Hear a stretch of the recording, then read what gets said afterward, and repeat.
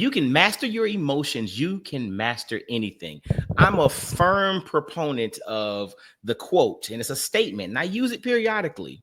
A man with complete mastery of his emotions, I'm going to use a word here, is unfuckwithable. Literally. If you can master your emotions, you can master anything. And, there's a big thing that happened in sports recently between the Dodgers and the Padres where, batters are getting hit. But I want you to pay attention to how Shohei Ohtani handled getting hit by a pitch. Pay attention to this.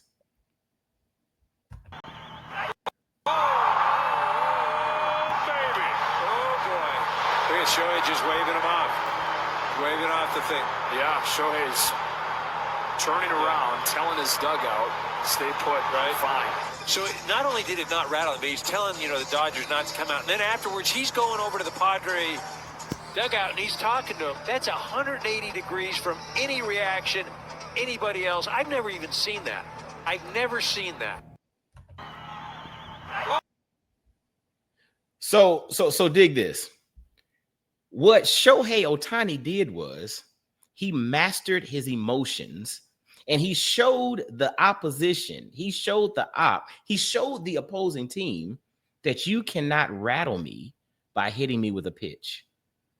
You cannot rattle me by hitting me with a pitch. By him handling the situation this way, as well as him by waving off his team and telling his team to, yo, cool out. I got this, right?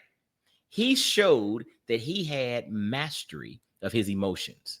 Emotions are great passengers, but they're horrible drivers. Hear that again. Emotions are great passengers, but they're horrible drivers. A lot of our issues revolve around the fact that we are not emotionally regulated. Think about it. On a personal level, I can think back to literally probably every stupid decision that I've ever made in my life, and I've made a few, as all of us have, right? I can take every stupid decision and I can rethink it. And in most instances, I was emotionally unregulated. My emotions drove the car as opposed to sitting in the passenger seat. See, emotions should be there, right? They're indicators. They give us an understanding of what's going on. They trigger things inside of us to process and think about. But the challenge is when you toss the keys of the car to your emotions and let your emotions drive, everything changes. Because now you're not thinking about the bigger picture. Now you're not understanding the rules of engagement. Now you can no longer realize that this is gamesmanship.